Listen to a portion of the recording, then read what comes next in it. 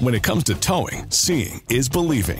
That's why Chevy Truck's advanced camera technology offers up to 8 available cameras for 14 unique views, so you can focus on the view that really matters. Chevrolet, together let's drive. Learn more about Chevy Trucks at Chevy.com. Safety or driver assistance features are no substitute for the driver's responsibility to operate the vehicle in a safe manner. Read the Vehicle Owner's Manual for important feature limitations and information. Hey, salut, bienvenue sur Écho de montagne. Le podcast où on vous jase de tout ce qui résonne avec la randonnée. Donc, moi, c'est Alex et vous venez d'entendre Catherine. Donc, on est de retour. On était... en fait, Catherine était toujours là. C'est moi qui étais plus disponible pendant un bout. On a pris un mois de break parce que, dans le fond, il y avait de la préparation de... Moi, je partais en Norvège, puis j'ai fini par faire le tour du Mont-Blanc. Puis Catherine a eu des problèmes de téléphone avec des inondations, puis tout ça. Donc, on va tout te reparler de ça. On va tout revenir là-dessus. Fait que l'épisode aujourd'hui, c'est vraiment qu'est-ce qui s'est passé pendant ce mois-là. Un bel épisode de rattrapage. Je peux commencer. Ouais, un bel épisode de rattrapage, exactement. Puis on va se passer la parole d'un à l'autre, comme ça, ça se répétera pas trop. Fait que je pense que je peux commencer, puis après ça, on va passer au Appalachian Trail, Tour du Mont-Blanc, revenir à Appalachian Trail, puis ça va rouler comme ça. On va se promener d'un océan à l'autre. Ouais, exactement. Fait que c'est ça. Dans le fond, il y a un mois, j'étais en préparation de mes voyages. Ça a changé 1000 fois. J'ai parlé de Baffin puis tout ça. Puis en fin de compte, Baffin a fini par tomber à l'eau. J'ai fini par aller vers la Norvège, qui était une place que ça faisait longtemps que je voulais aller. Mais le prix du billet m'avait toujours un peu fait peur parce que c'est quand même cher aller en Norvège à partir du Canada. Mais j'ai décidé par faire le move quand même, puis d'aller vers les Lofoten, qui est vraiment une archipel d'îles qui est au nord de la Norvège, qui est dans la mer de Norvège. Donc, mon but était de faire le long crossing, qui est un 160 km, 8000 mètres de dénivelé environ, là. Donc ça, c'était mon but initial. Puis c'est ce que je finis par faire, mais j'ai trouvé ça vraiment plus difficile que ce que j'aurais cru. Puis la partie la plus difficile, en fait, est surtout la logistique du transport. Parce que déjà, pour se rendre à cet endroit-là, dans le fond, il faut que tu prennes un vol jusqu'à Oslo, en Norvège. Ensuite de ça, un autre vol jusqu'à Bodo, qui est une ville en dessous des Lofoten. Puis là, tu as le choix de prendre un traversier ou un autre avion. J'ai décidé de prendre l'avion parce que le traversier était comme une autre logistique de temps que, dans le fond, ça aurait tout retardé tous mes plans. Donc, j'ai pris un autre avion, taxi, puis juste ça devient à des coûts exorbitants, là. L'avion, tous les transferts d'avion en fait, puis même le taxi là-bas, il est vraiment pas donné. Ça, c'est sans compter ce qui peut se passer entre les avions. Ouais, c'est ça. Donc, déjà là, ça a déjà commencé en foirant. En fait, ce voyage-là est il y a eu plus de péripéties de voyage, de transport que dans le voyage, dans la randonnée en tant que telle. Donc, la randonnée, tu sais gérer, t'es pro là-dedans, mais le reste, on contrôle pas grand-chose. Exactement. C'est toujours ce que j'ai toujours hâte d'avoir les pieds sur le sentier parce qu'à ce moment-là, je peux gérer. C'est juste moi qui est en contrôle de la situation, mais avant ça, j'ai comme aucun contrôle puis ça m'énerve. C'est stressant, ouais. Ouais, exact. Là, en tout cas, je déteste. Mais déjà là, dès le premier vol, ça a foiré parce que quand j'ai fait ma réservation de billet d'avion, sans faire exprès, j'ai rentré 2 fois mon prénom. Donc, rendu à l'aéroport de Montréal, ils m'ont refusé l'entrée, même si dans le fond, c'était écrit Alex Godard. Donc, c'était quand même le même nom, mais il y avait 2 fois mon prénom. Puis là, j'étais comme, soyez un peu humain, là. Tu sais, c'est pas comme si c'était écrit Alex Tremblay, là. C'est quand même le bon nom de famille puis le bon prénom. Il y a juste 2 fois le prénom, mais ils ont jamais voulu. Fait que déjà là, j'ai pris du retard de 2 jours à m'ostiner par téléphone, tout ça. Puis mais ça finit par se régler. J'ai eu une pénalité à payer, mais ça n'a pas été si pire que ça. Donc, je finis par me rendre enfin au Lofoten. Les oiseaux sont d'accord de ton bord. Ah oui, il approuve. T'entends les corneilles? Donc, j'arrive là-bas. Dans le fond, je suis à une extrémité des Lofoten. Là, il faut que je me rende au nord pour commencer à randonner. Donc, déjà là, encore une fois, c'est une autre logistique soit que j'attends l'autobus, mais là, l'autobus, elle se rend pas exactement au point. Fait qu'il faudrait que je prenne l'autobus, puis après ça, que je marche un 25 km sur le bord de la route juste pour me rendre au début. Fait que j'ai décidé de prendre un taxi que, tu sais, ça, comme je disais, c'était vraiment cher. Fait que ça coûtait comme 130 Canadiens environ juste pour me rendre au début de la trail en taxi. Mais ça me sauvait du temps parce que l'enjeu dans ce voyage-là était le temps parce que j'avais un billet de retour. Donc, ça part, je commence ça, tu sais, c'est très forêt au début, des racines partout. Dans le fond, Catherine, ça ressemblait à chez vous là, en ce moment. Là, c'était très accidenté comme sentier, mais tu finis par arriver déjà sur un ridge que là, c'est époustouflant. Là, tu sais, t'as l'eau turquoise d'un bord, t'as le gros ridge qui pourrait ressembler quasiment à un ridge des... C'est plus comme les Rocheuses, un peu? Non, je dirais que ça ressemblerait quasiment à quelque chose dans le style de Catadin ou quelque chose de même, là, tu sais, des grosses roches fait que des grosses marches, puis un ridge que... J'avoue, si ce côté-là pourrait ressembler un peu aux Rocheuses, c'est qui tombe vraiment droit d'un bord, mais de l'autre bord, qui a une grosse pente qui descend. Est-ce que, j'ai une question, je sais pas, est-ce que c'est la suite des Appalaches en Norvège ou c'est un range, une chaîne de montagnes séparée? Non, je pense que parce que je sais que oui, effectivement, les Appalaches continuent jusque-là, mais je pense pas qu'elles passent par les Lofoten. Les Lofoten, c'est un autre massif, là. Ouais, c'est comme... Je pense qu'il est à l'ouest de la suite des Appalaches. Okay. Je veux pas trop m'avancer là-dessus là, parce que je suis pas certain, mais il me semble qu'il est en dehors de ça. Donc, c'est ça. J'étais en forme quand même pour le début, fait que ça commence super bien. C'est du up and down, passer par des bouts sur le bord de la route. Après ça, tu retombes dans la forêt, il y a des lacs alpins. J'en ai vu de tous les genres, mais comme je dis, j'étais en forme, fait que j'ai fini par faire cette journée-là un genre 43 km puis genre 2600 mètres de dénivelé, quelque chose de même. Est-ce qu'on parle de haute altitude là-bas ou ça reste dans les 4000 pieds ou entre les 1000 mètres? Ouais, c'est pas de la haute altitude en fait parce que les montagnes ils ont l'air vraiment impressionnantes parce que contrairement comme à ce qu'on a ici au Québec ou dans le nord des États-Unis, nord-est, nous on est déjà haut en altitude si on veut, mettons que on est loin tu vas à Tremblant, de la mer, mettons. Ouais, c'est ça exactement. Tu vas à Tremblant, tu commences déjà mettons à 600 mètres d'altitude pour finir à 1000. Fait que t'as juste un 400 mètres de dénivelé à monter.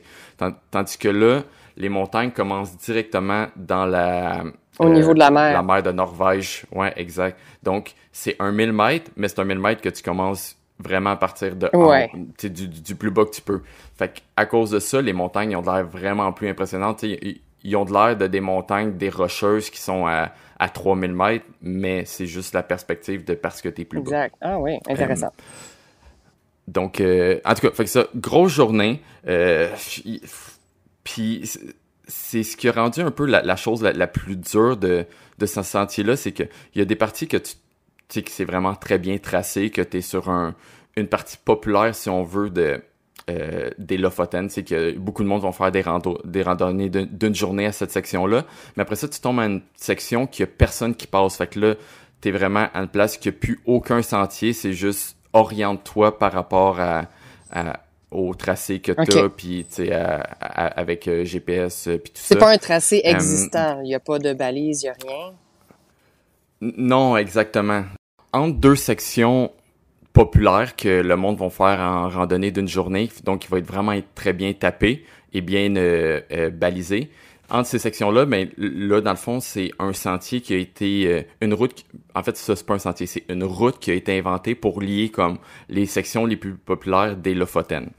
Donc, tu vas faire des sections qui vont vraiment être bien tapées, puis après ça, tu te ramasses dans une place que tu es laissé à toi-même, qu'il n'y a plus de sentier, puis tu t'orientes de tes propres moyens. Ce qui fait qu'il y a des places que t'es juste dans la grosse herbe, tu vas avoir les pieds mouillés parce que t'es dans un marécage, tu descends dans une montagne, puis là, il a mouillé la veille, donc c'est juste de la boîte, puis là, tu es sur le bord de te tuer à chaque pas. Fait que c'est vraiment une des choses que j'ai retenues de cette randonnée-là, c'est que c'est vraiment beau parce que le but de la personne qui a créé ce parcours-là, c'était de lier, comme je dis, les highlights, si on veut, des Lofoten. Mais c'est que pour lier ça, il a fallu qu'il fasse beaucoup de patentage de sentiers, si on veut. Donc, il y a plein de places que je trouve qui en valaient pas tant la peine, tu sais, ça valait pas la peine de passer là, que tu passes à des places que c'est juste désagréable marcher, là, tu sais, quand t'es dans dans une place qui est vaseuse pendant 1 kilomètre à marcher, puis à comme presque perdre ton soulier à chaque pas, là, c'est pas agréable. Ouais, c'est un passage obligé. Ouais, mais c'est ça, puis ça fait aussi que, tu sais, les Lofoten, c'est un archipel d'îles, donc il y a beaucoup de places que t'es juste à marcher sur le bord de la route. Il y a des places que il faut que tu fasses du pouce ou que tu prennes un autobus obligatoirement parce que c'est pas permis de passer, mettons, dans un tunnel entre les deux îles, des choses de même. Fait il y a toute cette logistique-là que, personnellement, j'ai moins aimé. Je dirais que c'était le fun de faire la traversée, le 160 km. C'était sur ma liste depuis longtemps, mais je dirais que si quelqu'un veut vraiment apprécier les Lofoten à son plus haut niveau, je crois que la meilleure idée, puis c'est l'inverse de ce que je dis d'habitude, là. Habituellement, je dis, hey, faites le sentier du début à la fin, puis vous allez vraiment, vous allez expérimenter le tout vraiment d'une manière différente. Mais là, je pense que la meilleure idée est vraiment de louer une voiture, puis faites plusieurs sections par vous-même, parce que là, le fait qu'il y ait beaucoup de bouts à faire du pouce, des bouts sur le bord de la route, des affaires de même, je crois pas que ça l'ajoute tant à l'expérience. Donc, je crois que ça vaut quasiment plus la peine, comme je dis, louer une voiture, puis faites les sections séparées. Vous allez peut-être trouver ça plus agréable. En randonnée à la journée, par exemple, en faisant des boucles. Ouais, exact. Ou faire, des sections de comme 2 jours, 3 jours ici. Des choses comme ça. Parce que dans le fond, l'itinéraire est séparé en 11 jours. En 11 stages qu'ils appellent. Donc, ça, c'est l'itinéraire conseillé. Donc, ça fait des randonnées comme des stages de comme 12 km environ de la shot. Ça, c'est ce qui est suggéré. Là, c'est l'autre raison peut-être que j'ai pas trouvé ça. Par bout, je dois avouer que j'étais comme, pourquoi je fais ça? Que c'était pas vraiment agréable. C'est que je voyais que ça allait bien de mon bord. Donc, j'ai décidé de vraiment pousser puis à faire des grosses journées. Des doubles? Est-ce que tu doublais les étapes ou tu les triplais? Parce que je triplais. Wow, OK. Ouais, pas la même expérience que suggérée. Non, ça. Ben, en fait, je triplais, je doublais dépendant des bouts. Mais ça fait que j'ai fini par le faire en 5 jours. Donc, 5 jours, 160 km, 8000 mètres de dénivelé. Sur papier, ça a l'air comme quand même faisable. Tu sais, si tu prends un sentier genre, vraiment bien tapé, t'es comme, OK, tu sais, c'est intense, mais c'est pas si pire. Mais c'est vraiment le fait de la technicité du sentier qui me comme... Ça me tué, là. Comme je dis, il y a des bouts que c'était vraiment juste désagréable, puis j'avais juste envie de quitter, mais là c'était une game mentale à ce niveau-là. Puis j'avais aussi, en fait, ceux qui me suivent sur les réseaux sociaux savent que j'ai une blessure qui date de ma traversée de l'Islande l'année passée. Donc j'avais cette blessure-là qui partait, qui revenait, donc quand je commençais la journée, c'était vraiment dur sur les pieds. J'avais ma blessure au pied qui revenait. Puis au fur et à mesure que la journée avançait, on dirait que mes pieds se réchauffaient, puis là, ça finissait par partir. Donc, il y avait cet aspect-là aussi que je combattais un peu. Mais rendu là, j'étais juste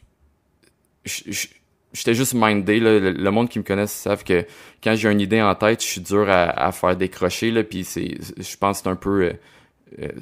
je pourrais dire que c'est un peu ma force, là, c'est que je garde le focus sur mon idée. Donc, au début, j'étais comme, OK, je vais le faire en 6 jours. Puis là, ben, je voyais que ça allait vraiment bien. Puis là, en faisant mes recherches, en plus, je regarde comme, OK, mais tout le monde le fait. Le plus vite, je pense que j'ai trouvé que le monde faisait, c'était 7 jours. Puis là, j'étais comme, OK, mais déjà, si je le fais en 6, je pense que je vais être le meilleur temps connu, si on veut, parce qu'il y a peut-être quelqu'un qui l'a fait plus vite, mais qui l'a pas partagé. Puis là, en faisant en 5, je pense que je sécurise vraiment quelque chose de vraiment pas pire. Oh. Fait que là, j'avais juste cette idée-là en tête de OK, non, il faut que je le fasse en 5. C'est juste malade si j'ai peut-être le meilleur temps. Le record du temps, mais oui. Fait que je sais toujours pas si c'est le cas. J'ai envoyé des emails avec le monde qui ont tracé la route, tout ça, savoir un peu si eux ils ont plus de détails à ce niveau-là. Mais de ce que j'ai fait, mes recherches personnellement, 7 jours était le plus vite que j'ai trouvé. Oh, donc, à suivre. Peut-être que tu détiens le record du temps le plus rapide pour ce tronçon-là. Ouais. En backpacking, parce que là, il y a peut-être du monde qui l'ont fait en course, mais même là, j'ai pas trouvé. Okay. Mais reste que c'est en backpacking avec ma nourriture pour 5 jours. Ah, c'est ça, en autonomie. En autonomie, exact. Non supporté. Non supporté. J'ai fini par manger dans, je pense, 2 restaurants, comme 2 patateries, des affaires de même, là. Mais à part de ça, reste que j'avais ma nourriture pour 5 jours. Mais c'est ce qui est drôle, c'est que j'avais ma nourriture pour 5 jours, puis je l'ai faite en 5 jours. Mais techniquement, j'aurais dû avoir de la nourriture pour comme 10 jours ou genre 8 jours, quelque chose de même, parce que avec les journées que je faisais, je faisais des journées de comme 14 heures par jour, des choses comme ça. Ça te prenait plus de calories, là. Ça prenait plus de calories que 5 jours, techniquement. Fait qu'à la fin, j'étais complètement vidé parce que je rationnais ce que je mangeais parce que je savais que j'allais pas en avoir assez jusque pour finir. Donc, à la fin, ça a vraiment été très dur à ce niveau-là parce que je manquais de calories. Mais c'est là que j'ai trouvé intéressant. C'est la première fois que je le testais à fond à ce point-là. Puis la différence de ce que tu prends, puis tu sais, ça va être un sujet qu'on va revenir dans un épisode parce que je sais qu'on veut vraiment en parler, mais la nutrition, la différence de ce que tu manges changeait vraiment tout par rapport à l'énergie que j'avais. Tu sais, quand je mangeais des bonnes barres énergiques, tu sais, qui sont conçues en fait pour la performance, contrairement à quand je mangeais des Pop-Tarts. Ouais, genre vraiment juste du sucre. Ouais. Je voyais la différence de comment que l'énergie durait, puis quand est-ce que j'avais un crash, puis le boost que ça me donnait. Fait que j'ai vraiment trouvé ça intéressant de vraiment tester cette facette-là de la randonnée. Donc c'est ça. Fait que je finis par le faire en 5 jours. Puis ce qui est drôle là-dedans, c'est que j'ai jamais changé mon heure de sommeil par rapport au Canada. Fait que quand je suis arrivé en Norvège, j'ai juste gardé mes heures de sommeil du Canada. Puis vu qu'il fait jour en fait, qu'il fait jour tout le temps. C'est vrai, le soleil... il se couche jamais. C'est ça. Fait que je marchais souvent de midi à genre 4 heures du matin. Oh mon Dieu! OK, c'est des... OK. Fait que t'as pas eu de décalage horaire, vraiment. Non, fait que je plantais ma tente, puis je dormais avec le soleil du matin, ce qui faisait qu'il faisait vraiment chaud dans la tente le matin. Mais c'était quand même le fun, parce que après, je dirais comme après 8 heures, il y a plus personne sur le sentier, tout le monde dort, fait que soit que le monde dort dans leur van parce que le monde ont fait juste des sections, ou le monde ont comme choisi un campement, puis là tu fais juste passer quelques tentes, puis après ça t'es juste tout seul laissé à toi-même. Fait que c'est un petit aspect que j'ai quand même aimé à faire. Oui. Donc pour finir là-dessus, ça, fait que je finis la randonnée, 5 jours, je me suis poussé, je suis complètement vidé là, je me suis vraiment poussé à fond, puis en plus de ça, il y a eu le manque de calories au travers de ça. Donc, je m'en vais à l'hôtel. Mon but là, est de partir vers la Suède, puis on va en parler un peu dans ma prochaine section. Mais je suis juste détruit, là. J'ai plus aucune énergie. Je suis à l'hôtel, là, puis j'ai de la misère à me réchauffer. Je suis dans couverte, là, puis je grelotte. Là. Je pense que j'ai juste comme tout donné, puis là, je suis juste... mon corps a juste shut down, puis j'étais plus capable de rien faire. J'avais de la misère à marcher parce que mes pieds sont juste détruits. Donc, ce qui a fait qu'il a tout changé les plans pour la suite, puis on en reparlera, comme je dis, après. Mais reste que, malgré ça, malgré le combat mental parfois, c'était juste désagréable, parfois, j'étais comme à un hype que je suis comme, OK, je continue. Reste que les Lofoten, ça reste extrêmement beau, là, tu sais, c'est vraiment une carte postale, là, c'est magnifique. Mais comme je dis, il y a peut-être une meilleure manière de l'expérimenter que ce que j'ai expérimenté. Ou peut-être que aussi c'est juste la vitesse les journées que j'ai faites ont rendu ça désagréable, puis peut-être que si tu fais la traversée en en 10 jours, ben ça va peut-être être une super belle expérience, là. Ah ouais, en prenant un peu plus de temps pour les sections sauvages. Ouais, exactement. Donc, ça se résume à ça. C'était une expérience assez wild. Excellent. Donc, depuis un mois, Catherine, oui. l'Appalachian Trail, qu'est-ce qui s'est passé? Je pense que quand on se quittait, t'étais dans une grosse partie, t'étais dans l'eau. Oui, j'étais dans... Ça commençait, en fait. La dernière fois qu'on s'est parlé, pour ceux qui ont écouté l'épisode précédent, j'ai enregistré depuis un petit refuge de patrouille de ski au sommet du mont Sugarloaf dans le Maine. Et c'est là que les éléments ont commencé à se déchaîner. Pour ceux qui ont suivi un peu les nouvelles, là, le nord-est des États-Unis a été littéralement... sous l'eau, en fait, depuis le dernier mois. Depuis la dernière fois qu'on s'est parlé, les déluges jour après jour, les orages jour après jour, ça a été quelque chose. Il y a eu les inondations au Vermont. J'ai eu un épisode aussi, c'est un peu pour ça qu'on n'a pas réussi à enregistrer un épisode avant que tu partes en vacances, Alex. Il faisait tellement humide. J'étais encore dans le Maine. Il faisait tellement humide et il pleuvait jour après jour. Mon cellulaire était dans ma poche de sac banane, mon sac de taille, et il faisait tellement humide que mon sac a tenté d'entrer le code puisqu'il était humide et chaud parce qu'il faisait humide. Au moins, il faisait chaud, tu sais. Mais ça a tenté de déverrouiller mon téléphone à plusieurs reprises. Puis c'est pour ça que mon téléphone s'est verrouillé, en fait. La première fois qu'il s'est verrouillé, je l'ai regardé, puis ça me disait, bon, t'as encore... tu vas pouvoir tenter de déverrouiller dans 1 heure. On te le barre pour 1 heure, mais dans 1 heure, tu vas être capable de le déverrouiller. Parfait. Je remets mon téléphone dans ma pochette et ça continue de réessayer. L'heure passe, mais j'ai pas de timer avec moi, là. J'ai pas 1 heure précise où ce que je ressors mon téléphone puis j'essaie de le déverrouiller. Il a tenté de se déverrouiller de lui-même après l'heure, après le délai. Et là, mon téléphone s'est comme verrouillé de façon permanente. C'est une sécurité, malheureusement, que les iPhones ont. C'est que si tu essaies de déverrouiller à plusieurs reprises, il va se fermer carrément de façon permanente. Puis la seule façon de récupérer son téléphone, c'est de le réinitialiser au complet. C'est ça. Puis étant donné que j'avais changé de numéro de téléphone, ça demande un code de sécurité, puis ça l'envoyait à mon ancien numéro qui n'existe plus.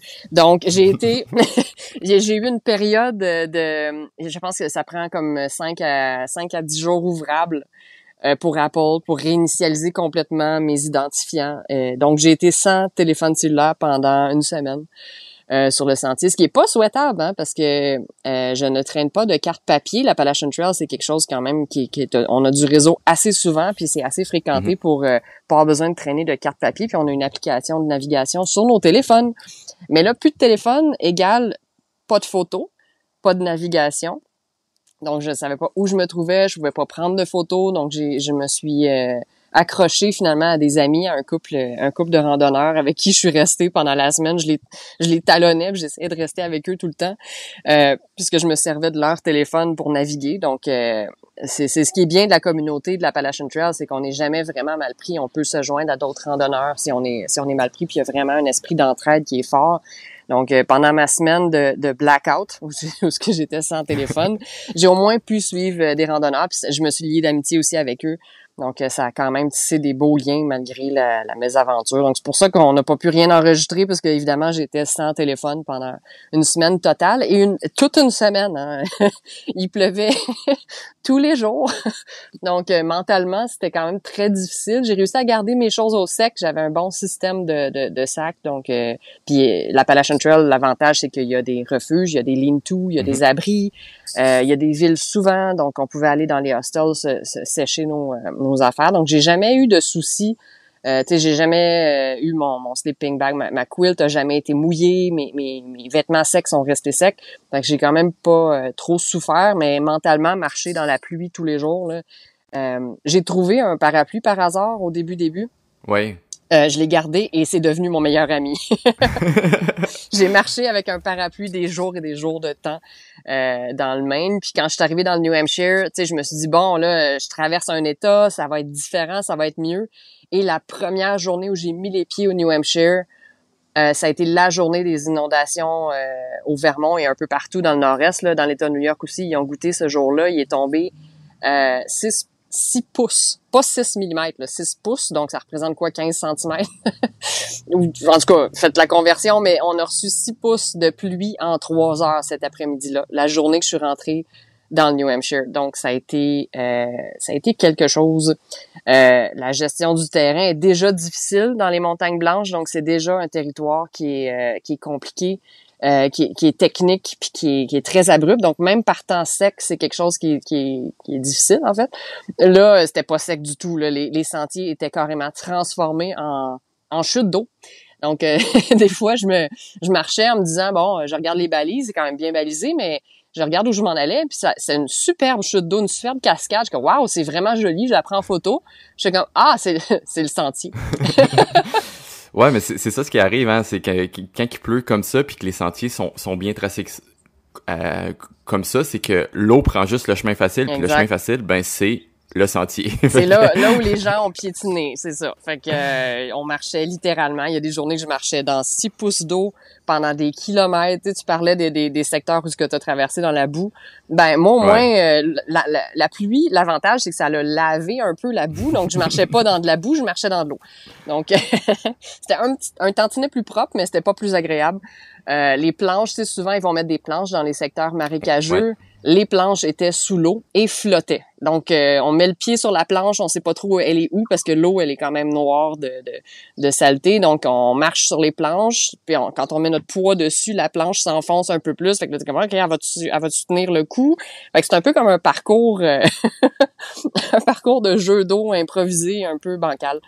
Puis ça ralentit le pas, hein, on va se dire, là, tu sais, tu marches pas avec certitude comme quand que c'est sec, donc juste ça, c'est juste une épreuve en tant que telle. Ouais, ça ralentit beaucoup chaque pas est fait un peu avec prudence, avec incertitude, fait que ça ralentit. Déjà, les rentrer dans le New Hampshire, le secteur de l'Appalachian Trail, les gens ont fait le tracé. Avant, ça passait pas sur tous les sommets, mais je sais pas si vous regardez la carte de l'Appalachian Trail, dès qu'on rentre dans les Montagnes Blanches, ils se sont assurés qu'on passe vraiment sur tous les sommets possibles. Fait que ça zigzague, c'est pas un sentier en ligne droite, là. Ça zigzague et ça monte sur tous les chaînes de montagnes, des Montagnes Blanches, ce qui est super parce qu'on peut vraiment aller explorer tous les sommets, mais quand c'est des conditions comme je l'ai traversé, c'était quand même difficile, là. Il a même fallu que je prenne un plan B pour descendre dans les Wildcats. Moi, je vais en direction sud. Donc, ceux qui viennent en direction nord, normalement, montent les Wildcats par la partie la plus abrupte. Moi, je devais la descendre. Puis la journée que je l'ai fait, justement, le sentier était transformé littéralement en torrent, en chute d'eau. Fait que déjà, par temps sec, c'est difficile à descendre sur les fesses, puis c'est vraiment de la dégrimpe, là. Avec l'eau, je me suis dit, non, là, je vais carrément risquer ma vie. C'était extrêmement glissant. Fait que j'ai choisi de descendre par le centre de ski. Les Wildcats, c'est aussi un centre de ski, puis il y a une piste en gravier, dans le fond, qui descend tranquillement jusqu'en bas. Ça me rajoutait à peu près 4 km à ma journée, mais c'est vraiment un 4 km bien investi pour pas risquer ma vie. C'est agréable. Ben, agréable et moins dangereux, là. Ouais, parce que, tu sais, faut se dire, là, par expérience, les bouts qui sont vraiment à pic quand il pleut comme ça ou quand c'est mouillé, c'est correct les montées, mais les descentes, c'est juste un bordel total. Ouais. Puis, tu sais, pour venir un peu sur Lofoten, j'en ai eu un bout comme ça qui c'était complètement mouillé, vraiment à pic. Puis en descente, j'ai fini par glisser, puis je suis tombé sur mon bâton de marche, puis il a juste brisé sous mon poids. Donc, mais c'était un peu la même chose. C'était boiteux tout le long. Là, tu descends, fait que chaque pas est comme calculé. Et calculé, puis là, tu sais pas si c'est le pied si c'est le pas que tu vas partir ou non, là. Fait que c'est pas le fun. Écoute, c'est mieux d'avoir brisé un bâton qu'un os. Exactement. Mais il a fallu que j'aille en racheter d'autres parce que j'ai une tante qui prend des bâtons. Ben oui. Classique. Ça m'est déjà arrivé de perdre un bâton comme ça. Puis j'avais moi aussi une tante qui tient avec des bâtons de marche. Fait que, il faut faire attention à nos bâtons de marche quand notre abri dépend de ça. Donc c'est ça, j'ai terminé le Maine, j'ai réussi à vaincre les montagnes blanches, tout le New Hampshire en fait. Puis je suis traversée au Vermont. Depuis qu'on s'est parlé en fait, j'ai traversé carrément 3 États là. J'ai fait le Maine, le New Hampshire et le Vermont. Puis j'ai traversé maintenant au Massachusetts. Donc ça a quand même ça a été ça n'a pas été une partie de plaisir là, avec toutes les pluies qu'on a eues. Il y avait même une incertitude de si j'étais capable d'entrer au Vermont parce qu'au moment où il y a eu le pire des inondations, il a fallu qu'ils ferment temporairement, carrément, le sentier. L'Appalachian Trail s'est fermé momentanément au Vermont. Ils ont décidé de barrer l'accès juste le temps qu'ils fassent une inspection pour être sûr que le sentier avait pas été emporté par les torrents de montagne. Finalement, le sentier a tenu le coup. Le sentier a été plus solide que les routes. Quelques routes ont été emportées, mais le sentier a tenu le coup dans le Vermont, fait que j'ai quand même été capable de passer. Donc voilà pour les mésaventures de l'Appalachian Trail. C'est une année record. Hein. Les locaux puis les gens que je croisais sont comme, oh mon Dieu, t'es vraiment dans le pire. On n'a jamais connu ça. Ça fait des décennies qu'il n'y a pas eu autant de pluie. Fait que j'ai pas été chanceuse côté météo cette année. Ouais, mais ça, tu l'as rough, tu sais, parce que tu t'attendais à de la pluie. Ça reste l'Appalachian Trail. Il faut que tu t'attendes à de la pluie. Oui. C'est une caractéristique. Mais là, tu l'as eu dur, là, tu sais. Voilà, là, j'y ai goûté. T'sais, autant que j'ai été gâtée sur la Pacific Crest Trail l'année passée, parce que j'ai eu 3 jours de pluie sur 165 jours. Ici, c'est vraiment tout l'inverse. Je pense que j'ai eu 3 jours de beau temps depuis le début. Je te plains. Je marchais à la pluie comme quelques heures, c'est correct. Une journée, j'en dure 2 jours, ok. Mais comme là, 5 jours, c'est... Avec aucune vue, hein, parce que souvent, tu sais, les gens vont dire, le New Hampshire, c'est un état qui est très difficile, c'est le plus difficile de l'Appalachian Trail, mais au moins t'as les vues. Ben non, pas moi. Moi, j'ai pas eu de, non. Ouais, c'était un mur blanc chaque semaine. un 360 degrés de blanc. Ouais. C'était vraiment les montagnes blanches. Au moins, tu sais, au moins t'es pas quelqu'un genre qui part de l'autre bout du monde pour faire cette section-là. Tu sais, t'as déjà vu le J'ai déjà vu. T'as déjà vu au moins à quoi ça ressemble. C'est pas t'arrives là pis t'es comme, ouais, c'est la seule fois que je vais être ici puis là j'ai aucune vue, je vais rien voir. C'est ça, exact. Ils sont pas loin de chez moi, je les avais déjà visités, il y a beaucoup de sommets que j'avais déjà fait. Fait que tu sais, j'étais en paix avec le fait de pas avoir de vue, mais c'est pour ceux justement qui voyagent puis qui le font une fois dans leur vie, c'était très très dommage. Parlant de voyager, on peut repasser à la suite de ton périple, parce que je veux savoir, finalement, tu étais en Suède, mais c'est pas là que tu as continué ton périple de randonnée. Ouais, donc ce qui s'est passé, c'est que dans le fond, là, je suis au Lofoten. Mon but était de prendre un train qui m'apportait en Suède, puis faire la King's Trail ou la Kungsleden, je sais plus comment dire en suédois, le Kungsleden, quelque chose de même, qui est genre un 450 km de randonnée. Fait que là, dans le fond, je finis les Lofoten en 5 jours, que selon l'horaire, c'est parfait. Ça me laisse pas amplement de temps, mais non, comme parce ça, qu'il fallait quand même que tu récupères, là. C'est ça, mais j'avais pas calculé la partie récupération dans mes affaires. Dans ma tête, j'allais finir le 5 jours. Tu sais, j'étais comme 5 jours, 160 km, ça va bien se passer, mais j'avais pas calculé vraiment la partie terrain là-dedans, comment ça allait affecter mon corps. Donc, quand je finis les Lofoten, je suis juste, comme je disais tantôt, je suis complètement vidé d'énergie. Ça va me prendre à ce moment-là plus qu'une journée à récupérer. Donc, la Suède devient un peu impossible d'aller faire le 450 km. J'ai au maximum, avec tous les transports que j'ai à prendre, parce qu'il faut calculer que j'ai le transport à prendre des Lofoten jusqu'au début de la King's Trail. Mais après ça, une fois fini la King's Trail, il faut que je reprenne du transport pour me rendre à l'aéroport aussi. Fait que j'ai comme des jours de perdu au début et à la fin. Fait que ça laisse environ, comme je dis, 2 jours maximum pour faire le 450 km environ de randonnée. Donc déjà là, faites le calcul, c'est comme environ 40 km à faire tous les jours, non-stop, pendant 2 jours, sans arrêt. J'ai aucune journée de break là-dedans. C'est ambitieux, même quand t'as les jambes fraîches. C'est ça, exactement. Tu sais, avoir été frais, c'est ambitieux, mais à la limite, c'est réalisable. Mais là, je suis zéro fresh, là. Comme je dis, je suis vidé complètement. Fait que je commence à me rendre compte de, OK, c'est pas réalisable, faut que je trouve un plan B. Fait que là, mon vol de retour, moi, il est booké à Stockholm en Suède. Fait que là, je commence à checker les options en Suède, qu'est-ce que je peux faire, mais tout revient à la King's Trail premièrement. Après ça revient à des sections de la King's Trail, mais je suis pas un fan de faire juste une section d'une trail. J'aime ça faire, si je la fais du début à la fin, parce que c'est ça. J'aime pas dire juste faire une section, puis après ça, OK, mais là, je vais la faire au complet, il faut que je refasse une partie que j'ai déjà faite.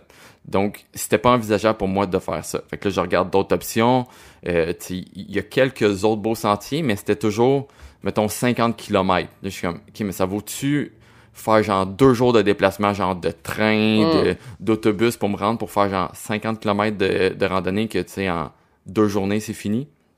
Fait que c'était tout... Ça marchait pas. Fait que là, j'ai commencé à checker d'autres options. Puis j'ai fini par revenir à un plan que, quand j'ai commencé à faire de la randonnée, la première longue randonnée que j'ai vraiment eu connaissance, tu sais, c'est le Tour du Mont-Blanc. Puis une des raisons pourquoi j'ai eu connaissance de celle-là, ben c'est que ça reste un des sentiers de longue randonnée les plus populaires au monde. Là, tu sais, pratiquement tout le monde connaît le Tour du Mont-Blanc si vous faites de la randonnée. Fait que je l'ai longtemps mis de côté parce que à force de prendre l'expérience, j'étais comme OK, mais tu sais, il y a beaucoup de personnes, c'est un sentier vraiment très bien tapé, là, tu sais, très fréquenté. C'est straight, c'est très fréquenté, là, tu sais, le sentier est large, tout ça. Ouais. C'est même un parcours en prenant de l'expérience, course. c'est ça, ça montre à quel point que c'est bien tapé, là, c'est que c'est un sentier de ultra trail, puis c'est large. Fait que en prenant l'expérience, j'ai commencé à de moins en moins aimer les places comme ça qui sont over-hikées, là, tu sais, qu'il y a trop de monde, tout ça. Mais là, à ce moment-là, tu sais, après ce que j'avais fait en Suède, j'ai comme, OK, mais peut-être que faudrait que je fasse un sentier qui est moins technique, qui est moins dur ses pieds, parce que je me vois pas faire un autre sentier comme j'ai fait dans les Lofoten. Je me vois pas faire aller genre sur la GR20, que là, c'est plus rocheux, puis que mes pieds vont souffrir quand que mes pieds sont déjà pas à leur top. Fait que ça, je vais pour le Tour du Mont-Blanc. Je me dis... Fait que là, tu viens de tomber en vacances, là, avec ce plan-là. Presque. Ben, dans ma tête, c'est ça, ça va être des vacances. Tu sais, puis là, je dis ça avec comme toute humilité, là, parce que je sais que ça c'est selon moi. Ça reste un gros défi quand même de randonnée, là, pour... Ben ça, parce que le Tour du Mont-Blanc, c'est quand même 170 km, puis genre 10 600 mètres de dénivelé. Ouais. Fait que ça reste pas plat, là. C'est beaucoup de up and down. Oui, le sentier, il est bien tracé, bien balisé, puis il est facile ses pieds, mais reste que ça reste beaucoup de dénivelé. Je pense qu'il y a pas de bout technique, là, comme le GR20, à moins que je me trompe. Pratiquement pas. Il y a quelques petits bouts, tu sais, mettons un peu de racines, il y a quelques bouts qui sont un peu plus, qui ont un peu d'un roche, mais... Quelques échelles, je crois. Oui, il y a quelques bouts d'échelle, mais ça, encore une fois, ceux qui me connaissent savent que, tu sais, oui, je suis cinéaste, mais je suis aussi couvreur dans la vie. Donc, les échelles, j'en monte genre 10 par jour et c'est sans arrêt, là. Fait que c'est le bout qui inquiète beaucoup de monde, mais je pense que... Au moins, ils ont des échelles. Au moins, ils ont des échelles, mais c'était tellement drôle. Genre, je plaçais ma caméra, puis là, le bout des échelles, il y a quand même beaucoup de monde. Fait que je plaçais ma caméra, puis j'étais comme, elle sera pas long, je reviens tout de suite, je monte l'échelle, puis je reviens chercher la caméra, puis là, le monde était comme, ah, mais là, ça va être long. Je suis comme, non, ça sera vraiment pas long. T'auras pas de temps de te rendre à l'échelle que je vais être revenu, puis c'était tellement ça, là. Je suis tellement habitué de monter des échelles que c'était juste up and down, genre, ça prenait 2 secondes. Je pense que j'étais la personne la plus rapide de ces échelles sur le Tour du Mont-Blanc à ce moment-là. Donc, ça. Fait que, je m'en vais sur le Tour du Mont-Blanc. J'ai 8 jours pour le faire, tu sais, avec le transport que ça a pris, parce que là, faut que je prenne mon transport en Suisse, après ça, jusqu'à commencer en France. Puis après ça, il faut que je revienne à Stockholm parce que mon vol de retour, il est là. Fait que, tu sais, il faut encore que je prévoie des buffers de jours de transport. Fait que j'ai 8 jours pour compléter le Tour du Mont-Blanc. Ce qui est correct. La plupart du monde le font en 8, 9, 10 jours. Fait que, tu sais, je suis dans les vites de la moyenne des gens. Fait que je suis comme, OK, tu sais, je suis capable de le prendre. Puis là, mais juste avec tout ce transport-là, ça m'a donné comme peut-être 3 jours de congé que mes pieds ils ont eu le temps de récupérer puis que mon corps a eu le temps de récupérer. Fait que je recommence puis je suis comme pratiquement fresh. T'as mangé beaucoup aussi? La bonne J'ai bouffe? mangé beaucoup. Ouais, mais j'ai beaucoup mangé aussi de choses que j'avais apportées parce que, tu sais, j'ai passé des jours en Norvège là-bas puis la Norvège, c'est tellement dispendieux. C'est vrai, le coût de la vie là-bas était, très élevé. C'est le pire que j'ai vécu, là. Tu sais, j'étais en Islande, que c'est vraiment cher aussi. Mais la Norvège, c'était ridicule. Je veux juste faire une parenthèse là-dessus. Là. J'ai pris un moment donné dans les Lofoten une patate, puis 2 Coke dans un restaurant. Ça m'a coûté en canadien 35 canadiens. Ouch! Pour une patate, puis 2 Coke. Ouh, OK, on n'a pas les mêmes snack bars.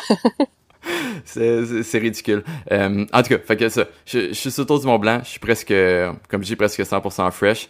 Fait que je commence. Ça va extrêmement bien. Je m'attendais que le sentier aille bien, mais ça a vraiment été...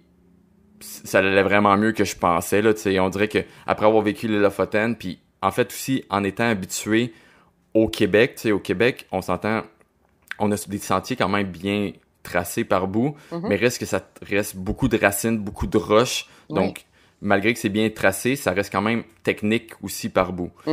Puis c'est un des commentaires aussi qu'on entend souvent des Québécois qui font le Ultra Trail du Tour du Mont-Blanc, c'est que eux sont tellement habitués de courir au Québec, dans les trails du Québec, que quand ils arrivent sur le Tour du Mont-Blanc, c'est un avantage qu'ils ont, parce que là, ils tombent sur un sentier qui est méga facile pour eux, contrairement à ce qu'on a. Fait que c'est un peu ça que j'ai vécu aussi, c'est que, oui, c'est beaucoup de dénivelé, mais comme le sentier, c'est quasiment comme une autoroute. Donc, je fais j'avance, puis je finis par faire comme des 2000 mètres de dénivelé à chaque jour, ce qui fait que à la fin, j'ai fini par le faire en 5 jours. Ce qui est vraiment pas un record du monde, parce qu'on s'entend que ça reste un sentier de ultra trail, là. Le monde le font vraiment vite. Mais reste que 5 jours en backpacking, ça reste quand même rapide, assez bien, là. Oui. Pour 170 km puis comme presque 11 000 mètres de dénivelé, là. Fait que c'était chaque jour des 2000 mètres et plus de dénivelé pendant 5 jours. Mais c'est un peu ça que j'en parlais avec... En filmant, je fais une parenthèse, mais je veux dire, tu fais pas juste marcher avancer, toi, là. T'arrêtes, tu filmes, t'avances, t'arrêtes, tu filmes, t'avances. Fait que c'est très rapide. C'est un peu ça la différence. C'est sûr que le 170 km, c'est pas vraiment ce que j'ai fait, là. Je sais pas combien j'ai fait de kilomètres à la fin, là. Mais tu sais, c'est beaucoup d'aller-retour au travers de ça. Mais ce que je parlais, j'en parlais un peu avec ma blonde après ça en revenant, c'est que, mettons, contrairement à toi, Catherine, ce que tu fais, c'est que tu vas marcher pendant 5 mois de temps, mettons. Fait que tu peux pas... Je pense que c'est impensable de penser de comme, OK, je vais me démolir à fond comme ça, parce qu'à un moment donné, il faut que tu penses sur long terme. Ça, moi, je m'en vais pas à la maison là, après 5 jours. C'est ça, exactement. Tandis que quand tu fais un sentier comme ça, qui est 170 km, c'est un peu là que je tombe à un moment donné dans une zone mentale de... Je m'en fous, comme c'est 5 jours que j'ai à pousser. Ouais. Oui, je vais peut-être me détruire à ce moment-là, mais après ça... Après, tu peux te reposer. Après, je peux me reposer, puis j'ai rien d'autre après. C'est ça. C'est donc, un peu le parallèle avec, mettons, un 5 ou un 10 km versus un marathon. Le marathon, tu dois le gérer. Tu peux pas être à fond la caisse tout le long, tandis qu'un 5 puis un 10, ben, c'est comme toi, là, des distances sur quelques jours versus quelques mois. Tu peux tout donner. Exactement, c'est vraiment une bonne comparaison, là. C'est la gestion de l'énergie, mais après ça, c'est sûr que là, je parle de moi, tu sais, moi j'ai été capable de gérer mon 5 jours pour 170 km. Pour certaines personnes, ça reste quand même impensable. C'est énorme, c'est énorme. Comme je dis, la moyenne des gens le font en 2 semaines, 10 jours à 2 semaines. Là, ouais, c'est ça, exact. Mais puis tu sais, puis le monde va le voir là dans ce que j'ai filmé puis dans le film que je vais faire avec ça. Je marchais pas si vite que ça. En fait, en général, je marchais pas mal à la même vitesse que la plupart des gens. Là, tu sais, je suivais des batchs de gens, puis quand j'arrêtais pour filmer, ils me dépassaient, puis après ça, j'y rattrapais, puis vice-versa. Mais la différence que j'ai remarqué que j'ai avec la plupart du monde qui faisait le Tour du Mont-Blanc, c'est que le monde arrête beaucoup. Donc, tu sais, quand il y a un refuge, il arrête. Oui, moi, j'arrêtais comme... Je dois avouer que j'ai arrêté dans beaucoup de refuges sur la trail pour prendre un double espresso aussi, un double espresso. C'est un peu l'avantage de ce sentier-là, mais c'est ça, le monde arrête beaucoup pour faire ça, pour manger, tandis que, mettons, moi, dans le jour, je vis pratiquement que sur les bars, fait que c'est juste une barre après l'autre, puis je vais manger un repas rendu le soir avant de me coucher. OK. T'as pas de longues pauses, puis tu fais probablement des journées plus longues aussi, en termes d'heures? C'est ça. ça, c'est l'autre grosse différence que j'ai remarqué, c'est que, mettons, je commençais vers 7 heures du matin, mais rendu à 5 heures du soir, tout le monde, il y a plus personne sur le sentier parce que la plupart du monde, le font en refuge. Donc, en refuge, il faut que tu arrives avant une certaine heure. Et ils ont souvent un repas de compris. Donc, le repas, il est servi vers 5 heures. Ah oui. Donc, à ce moment-là, mais rendu à 5 heures, tout le monde est dans le refuge, tout le monde est en train de manger.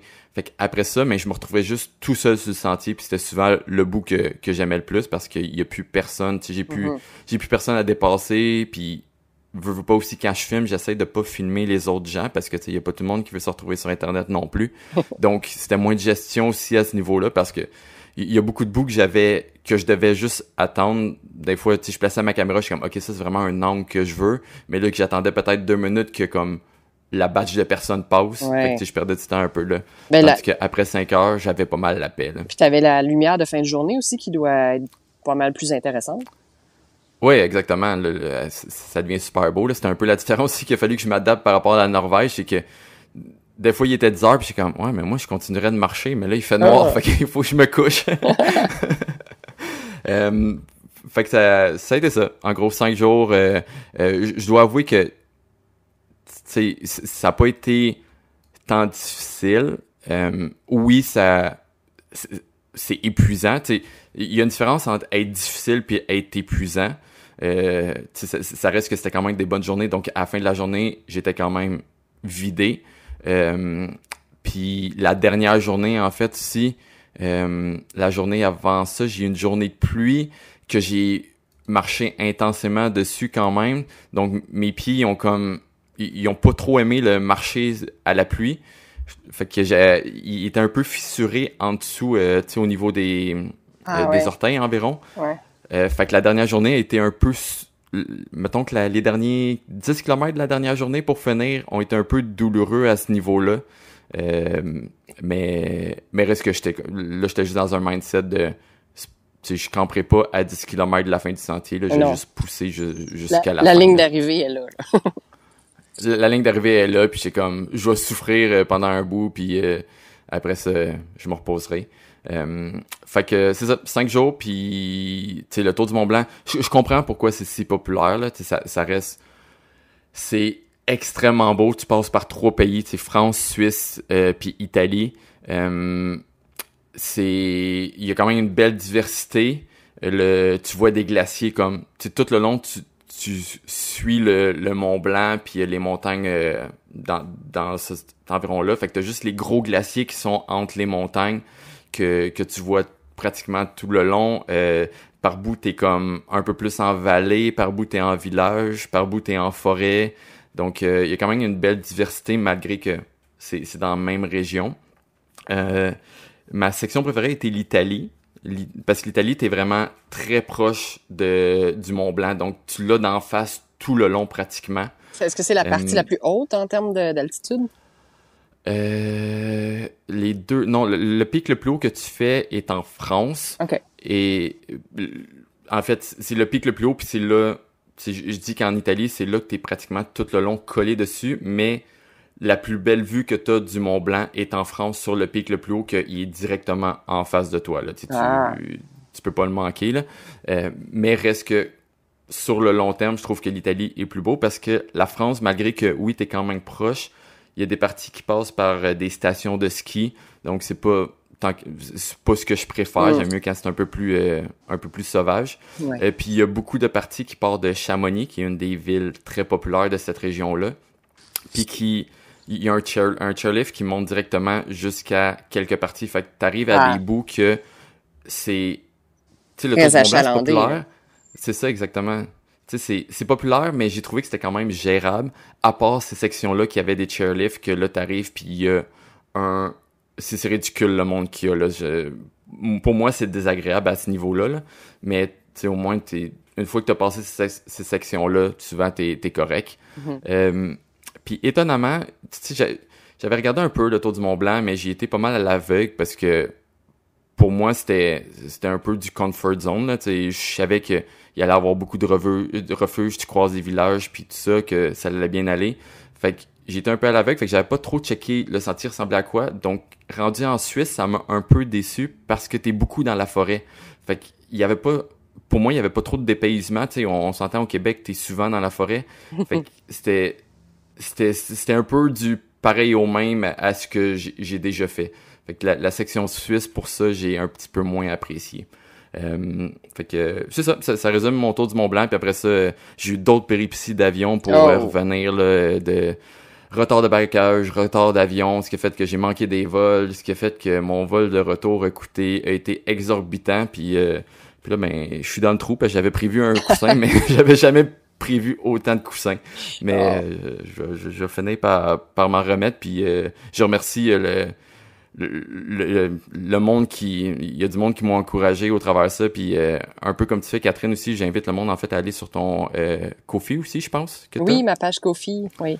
Tu sais que le monde peut t'aider financièrement puis tout ça, mais j'ai un peu la même chose aussi, j'ai un GoFundMe, puis je remercie les personnes qui m'ont aidé financièrement là-dessus, là, j'ai du monde qui ont fait des dons parce qu'ils aiment ce que je fais, donc à vous qui ont fait ça, je vous remercie à 100%, ça a vraiment aidé là, lors de ce voyage-là.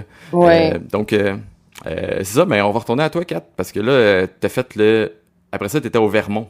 Oui, ben finalement, j'ai pu rentrer au Vermont parce que le sentier était intact suite aux inondations. Quelques routes ont été affectées, mais en termes de sécurité, là, il y avait aucun danger pour moi de le traverser. Même les rivières et les ruisseaux étaient toutes revenus à la normale. Ça a vraiment drainé rapidement. Le Vermont s'est remis sur pied très vite après les inondations. C'est sûr qu'il y a eu plus de dommages dans les villes que sur le sentier. Probablement qu'en hauteur ou sur les Appalaches, ça s'est drainé plus rapidement et que dans les vallées, évidemment. C'est les vallées qui ont souffert le plus. Mais le Vermont, écoute, je suis tombée en vacances dès que je suis rentrée dans le Vermont. Toi, t'es passé d'un projet difficile à le Tour du Mont-Blanc. Moi, je suis passée du New Hampshire au Vermont. Le sentier, écoute, dès qu'on quitte en fait les montagnes blanches au New Hampshire, le sentier devenait déjà plus facile. Puis quand je suis rentrée dans le Vermont, c'était un charme, là. Je pouvais marcher à un bon rythme sans manquer de tomber dans un ravin ou de m'enfarger dans des grosses roches. C'est quand même roche-racine. Ça me faisait penser même au Sentier national un peu. Le sentier dans le Vermont, mais c'était beaucoup plus agréable, beaucoup plus... Ben, moi, je suis plus forêt que sommet, là, comme on se l'est déjà dit. Fait que j'ai vraiment apprécié la forêt luxuriante du Vermont, les fougères, les érablières, la variété de végétation, les champignons. Écoute, j'en ai vu de toutes les formes, toutes les couleurs. On s'entend que c'est pas une année qui manque d'humidité non plus, fait que c'est ça. Fait que les champignons en ont profité. C'était magnifique, là. C'était vraiment une petite forêt magique, là. Je me sentais comme dans un conte de fées. Fait que le Vermont a été quand même assez clément malgré la pluie, mais il y a quand même eu moins de pluie. Ben parce que dans le fond, cette section-là, tu tombes sur le Long Trail, si je ne me trompe pas, c'est ça? Exactement. Ça fait que c'est un sentier, tu sais, c'est le plus long, le plus vieux sentier de longue randonnée des États-Unis, donc il est très bien tapé, si on veut. Oui, c'est ce qu'ils appelle la mère de l'Appalachian Trail, parce que l'Appalachian Trail s'est inspiré, en fait, de la Long Trail qui traverse le Vermont du nord au sud. Fait que quand on arrive du New Hampshire, en fait, on vient intersecter avec la Long Trail à peu près au centre, vers le mont Killington. Puis on partage la portion sud de la Long Trail. Donc l'Appalachian Trail et la Long Trail sont sur le même parcours pour la moitié de la Long Trail. Fait que je voyais des gens, écoute, là ça a été pas aussi achalandé que le Tour du Mont-Blanc, mais juste les randonneurs de l'Appalachian Trail qui montent vers le nord, il y a une journée, j'en ai croisé 43. Puis en moyenne, c'est environ une trentaine de randonneurs par jour. Fait que je commence à croiser le gros là de la foule finalement ce qu'on appelle les northbound, les nobos, ceux qui montent vers le nord. Je suis vraiment dans la bulle là, je suis en train de croiser la majeure partie de la foule là qui monte, la foule, ils sont quand même étendus là, mais qui monte vers le nord. Donc j'en ai croisé là, justement vraiment 43 une journée, 30 à peu près à tous les jours. Puis ça, c'est sans compter tous les gens qui font la Long Trail, puis tous les gens qui ne font que des petites sections de la Long Trail. Fait que c'était quand même très achalandé. Puis je suis tombée dans la période aussi des vacances. Fait que je croisais vraiment beaucoup de monde. J'ai croisé des Québécois. J'ai croisé d'ailleurs des gens qui nous écoutent, en fait. On vous salue. Oui, on vous salue. Des gens qui m'ont reconnu par ma voix. En fait, comment c'est pas toi la fille du podcast? Fait que, oh mon Dieu. Fait que c'était très drôle de les croiser comme ça dans dans la forêt en plein milieu du Vermont. Fait que c'est là que je croise les Nobos. Puis les Nobos, je dis Nobos là parce que c'est northbound, là, les gens qui vont vers le nord. Ils s'apprêtent à rentrer dans le New Hampshire. Donc quand je marchais dans le Vermont, je les croisais puis il y en a pas, je pense qu'ils me posaient tous des questions à propos des Whites, puis ils étaient tous en admiration. Ils disaient comme, oh mon Dieu, t'as fini la pire section, ils sont terrifiés à entrer dans les White Mountains parce qu'il y a rien d'autre comme ça sur l'Appalachian Trail. Eux, ils ont la peur dans les yeux là en arrivant. Ouais, puis c'est le fun parce qu'il y en a qui m'ont dit là tu vas tomber en vacances, tu vas voir le sentier, il y a rien comme les White Mountains là qui s'en vient là, ça va être doux pour toi. Fait que c'est vraiment encourageant là au niveau de ma motivation là de savoir que ce qui s'en vient est pas mal plus doux que ce que j'ai connu. Puis il y en a beaucoup qui m'ont dit t'as 75% de la job de fait, là il te reste 75% des kilomètres maintenant. Fait que le gros du travail est derrière moi. Le nord le New Hampshire et le Maine là, c'est vraiment le plus difficile. Puis les Nobos, honnêtement, je les encourage. La partie la plus difficile s'en viennent pour eux, fait qu'ils ont pas fini tant que c'est pas fini. Les 2 derniers états vont leur donner du fil à retordre. Ouais, mais tu es rendu là, sont à la fin, poussés un peu, là, vous êtes presque là. Ouais. Puis ils ont les jambes. Ils ont marché depuis la Georgie. Fait que, tu sais, ces gens-là ont leurs jambes de sentier déjà. Moi, j'ai commencé par ça, là. Fait que, là, j'ai mes jambes maintenant, là. Mais, je dirais que le pire est derrière. Je suis bien contente de marcher sur un doux sentier pour ce qui s'en vient devant moi. Ouais, puis c'est quoi j'allais dire? Ah oui, c'est ça, c'est que là, tu croises comme le gros de la portion des trackers qui montent vers le nord, parce que dans le fond, il leur reste environ 2-3 mois maximum pour finir. Ouais. Mais toi, tu t'en vas à l'inverse, donc tu vas croiser de moins en moins de personnes, en fait, aussi. Fait que tant que le gros de ta job est fait comme physiquement, si on veut, là, ou mentalement, mais là aussi, la tranquillité s'en vient de plus en plus parce que tu vas croiser de moins en moins de personnes qui montent vers le nord. En fait, la plupart du monde que tu vas croiser, c'est du monde qui vont vers le sud avec toi ou du monde qui font juste des sections. Exact. Puis de ceux qui vont vers le sud, il en reste pas beaucoup. Avec tout ce qu'on a connu dans le nord, je pense que j'en parlais dans un épisode précédent, mais juste par le temps qu'on arrive à Monson, qui est à la fin du premier 160 km, la moitié des gens qui marchent vers le sud avaient déjà abandonné. Puis il y en a vraiment une autre grosse partie qui ont décidé de sauter le Vermont ou d'abandonner dû aux inondations puis à la mauvaise météo. Donc il y a beaucoup de gens qui marchaient vers le sud qui ont déjà abandonné. Puis on est déjà pas nombreux à avoir choisi de le faire dans cette direction-là. Il y a à peu près 10 à 15% du total des randonneurs de l'Appalachian Trail qui le font dans le sens que je le fais. Fait que ça va être assez tranquille, je dirais, dans les prochaines semaines, prochains mois. Là, je suis rendue au Massachusetts. Je vais croiser encore beaucoup de gens qui montent vers le nord jusqu'à ce que j'arrive dans l'État peut-être de New Jersey, New York. Je vais croiser les derniers peut-être. Puis quand je vais passer en Pennsylvanie, ça va être assez solitaire jusqu'à la fin. Parce que c'est ça aussi qui est intéressant, c'est que tu viens de faire la partie la plus dure physiquement, mais aussi la partie la plus sauvage. Là, tu vas croiser aussi beaucoup beaucoup plus de villages, beaucoup plus de trucs pour te ravitaliser. Oui, j'ai pas besoin de traîner plus que... C'est 2 à 3 jours de nourriture max que je vais avoir à traîner. Fait que littéralement, je viens de tomber en vacances. Le sentier est plus facile. Je croise des villes. Au Connecticut, il y a quelque chose qu'on appelle le daily blazing. Fait que les blazes, c'est les balises, dans le fond, puis les dailies, c'est des restos. Il y a quasiment plus de restaurants que de balises. Donc, j'ai vraiment presque pas besoin de traîner, à moins que je veuille sauver des sous, là. Mais je croise des restaurants. Ouais, ça peut être dangereux sur le budget. Ouais, ça peut, le Connecticut est reconnu pour être un gros trou dans le budget. Puis c'est juste 2-3 jours en plus. Je passerai pas beaucoup de temps là, mais j'aurais pas besoin de traîner aucune nourriture pendant ces jours-là. Donc, c'est beaucoup de belles expériences m'attendent, là. Ça va être moins sauvage, mais vraiment plus social et c'est un sentier qui est aussi rempli d'histoire, là. Fait que visiter les petites communautés, aller à la rencontre des gens. Là, je suis déjà présentement hébergée chez une Trail Angel à North Adams. Je viens d'arriver dans le Massachusetts, puis j'ai déjà beaucoup de Trail Magic là, qui m'attend. Donc, ça va être une autre expérience complètement. Moins sauvage, mais plus humaine.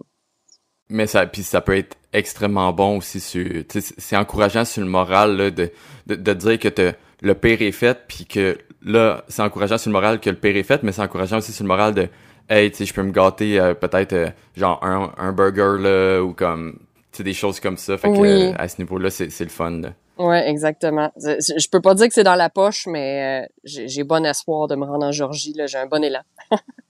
Ah, je crois en toi, je crois en toi. Le pire est fait. Voilà. En parlant de morale, fait que là, on est de retour sur... on va être de retour à sortir des épisodes un peu plus fréquemment. Là on a été... je pense que ça va quasiment être plus qu'un mois sans sortie, mais on va être de retour à sortir ça plus régulièrement. Puis je viens de sortir comme du je dis en bois, parlant de... Ouais, c'est ça. Ben, je suis disponible, tu vas être plus disponible, fait qu'on devrait être capable d'enregistrer ça plus facilement. Donc, on va y aller sur le prochain sujet. Dans le fond, pour la prochaine épisode, on va tout de suite l'annoncer. Puis ça revient un peu à ce que je viens de dire. C'est le mental, le moral, la motivation. Ouais. Donc, je sais pas si vous avez des questions. Vous pouvez nous envoyer des questions à ce niveau-là des questions sur la préparation mentale. Qu'est-ce que vous voulez qu'on parle à ce niveau-là? Nous, on a déjà des points qu'on veut aborder, mais c'est sûr que c'était un sujet qu'on voulait vraiment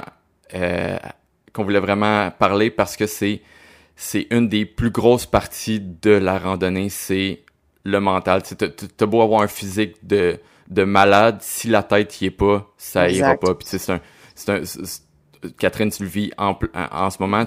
Là, oui, t'as beau avoir passé le plus gros de l'effort physique, mais après ça, t'as quand même 4 autres mois à marcher ou environ. Donc, si le mental y est pas, mais ça peut quand même planter. Oui, fait qu'on on va vraiment jaser de comment garder la motivation, quelques trucs. Fait que si vous avez des questions pour nous, écrivez-nous sur les réseaux sociaux, sur le Facebook, Instagram de Écho de Montagne. Donc, on va vous en jaser au prochain épisode. J'ai bien hâte. Ouais, puis comme d'habitude, si vous êtes nouveau, laissez-nous un review sur Spotify, Apple, whatever, sur quoi vous l'écoutez. Ça l'aide vraiment à suggérer, dans le fond, à l'algorithme, à suggérer le podcast. Partagez-le avec vos amis si vous avez aimé ça. Ça l'aide extrêmement beaucoup aussi. Je pense, le bouche à oreille est ce qui nous a aidé le plus. Puis on a vraiment eu des bons feedbacks. Donc, merci encore beaucoup. Merci. Puis, à la prochaine épisode. À la prochaine. Ciao. Bye.